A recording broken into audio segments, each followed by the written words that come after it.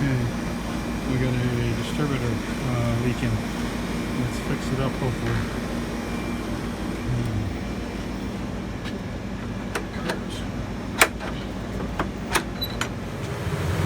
Okay, let's open her up. Okay, here's where our bubbles are coming from. You put your finger right over like that area on the right.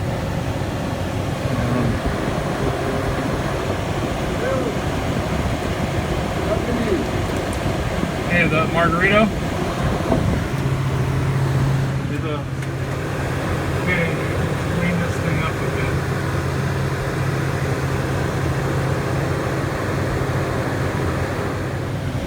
Okay, I think that cleaned up real nice. Hopefully you can see that. I just used my open mesh sandcloth, went around it, and then I used this wire brush. This like 3/8, like this size, you know, like yeah. And I think actually I kind of used this one, and you know, did it in between there, and it really worked nice. I think that's the first time I've ever used one of these wire brushes cleaning the distributor. I've only used sandcloth before, but this open mesh sandcloth works really cool right here. This stuff, the open mesh stuff, use it with water, and it rocks. All right, let's see if we can weld this thing up. I've recovered it down to about 40 pounds of pressure. I like to clean them with still some pressure left in the lines. And then now I'm just going to stick the recovery unit on for a few minutes. Should be maybe 5 minutes max. Hopefully to pull it down, and I'll weld her up. Hell, I could probably even weld it up while I'm recovering. Turn it down below zero. Okay, recovering. About a minute.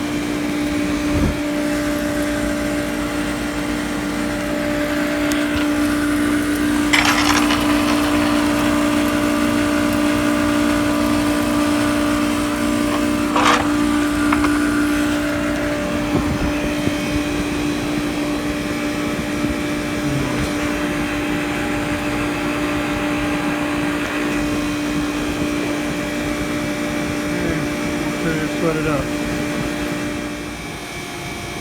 Okay, we're at zero. Close it up. Leave the valves open. Okay, got it all cleaned up, got it all fluxed up with some white brazing flux. And let's do this. We got my white brazing flux here, and my rod here. Okay. Let's do it. Okay. I think that looks pretty good.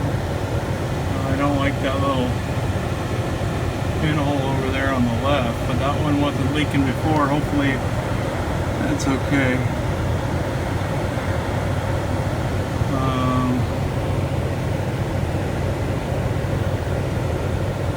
So let's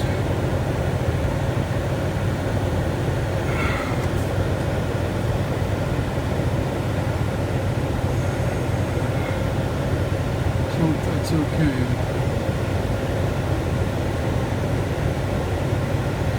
Give it a pressure test, see what we come up with. I think they used Stay Bright on that before. Copper's really getting nasty. That stuff's hard to weld when the copper gets nasty like that.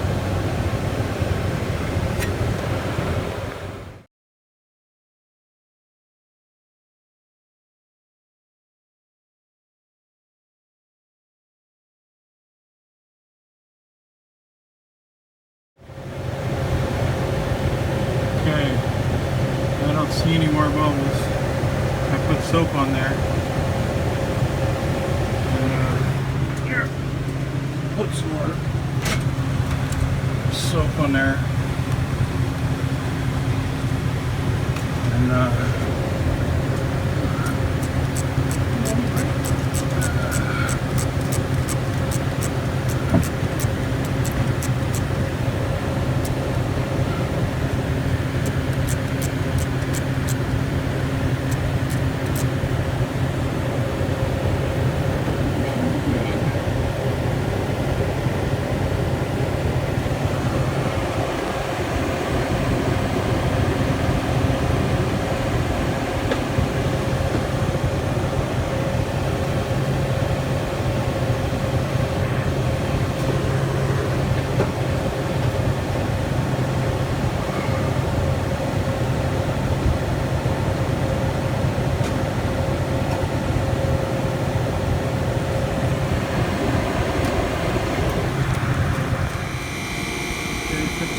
pressure test, and it's actually gone up 0.7 just there, you saw that.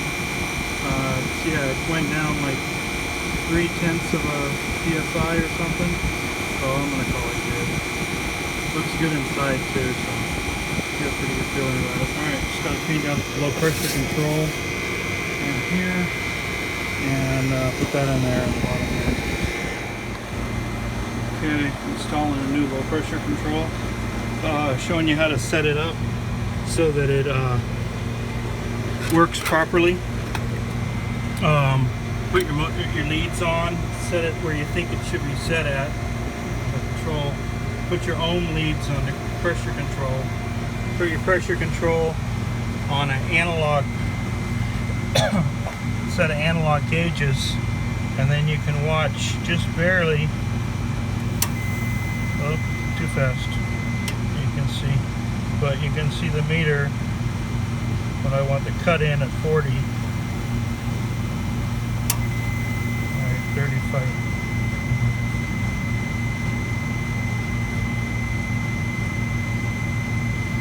And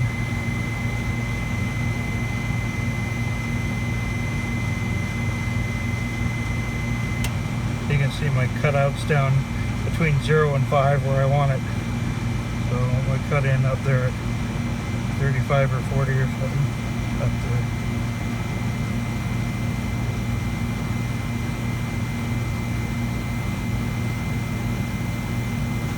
There you go. That's how you set them up. You just keep, sometimes these pressure controls, this one was a real pain in the rear ski. Setting it up, but this is where it turned out to be for 40 cut in, and about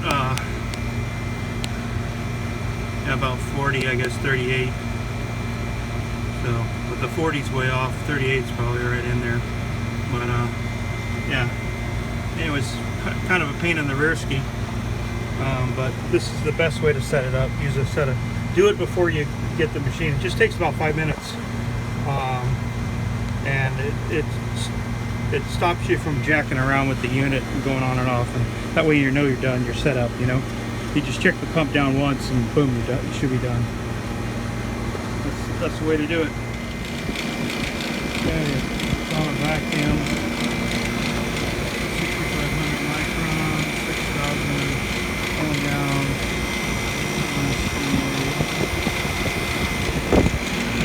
Pressure control in. I just put WD-40 on when I put some WD-40 on the back of the nut, back of the flare, and tighten the nut down. I don't use any leaf lock jump.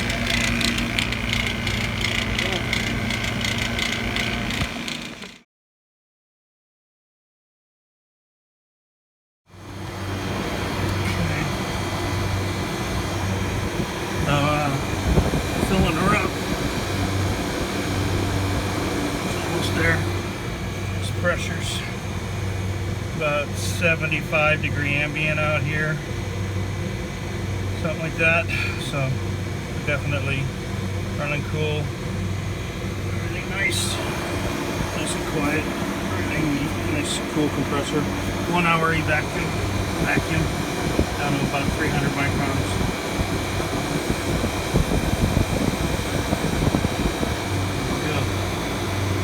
And there's little pressure controls in. I did put a little grommet in there too. I don't know if you can see it.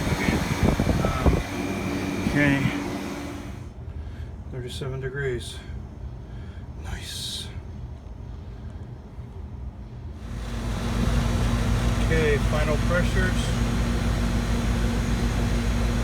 Did a pump down check and everything, so I'm good to go.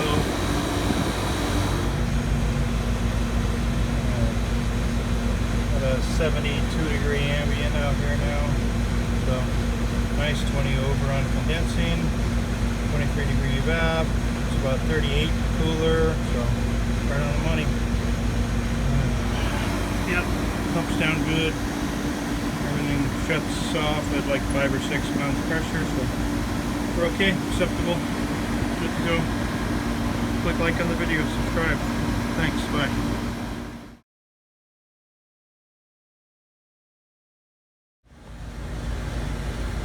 Okay, little final touches. I like to do the double wire tie thing. I buy the wire ties that have wire tie with a hole in them.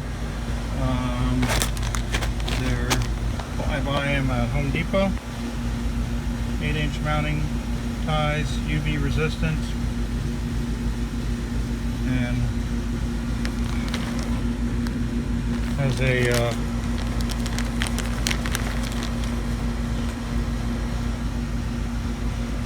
little screw hole, so you can put I put 5/16 screws through there and secure stuff like keep wires off of the ground, office stuff, and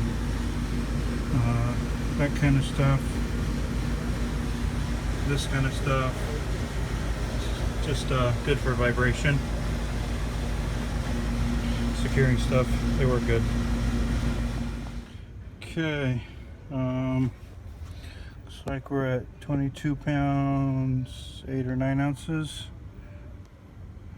Around there, so we're at 22 pounds, 9 ounces ending. Starting was 27 pounds, 14 ounces.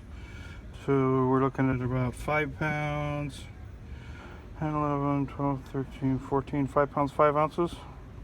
So, yeah, there we go. I'm gonna have to mark that on that unit with the ink pen, one of those paint markers that NorCal uses. I used to use Sharpies, or actually I do use Sharpies, but I've got to switch over to paint markers. They're going to last a lot longer. I'll put that on top of the receiver, 5 pounds, 5 ounces for the next guy, which will probably be me. Okay, thanks for watching. Click like on the video and subscribe. Alrighty.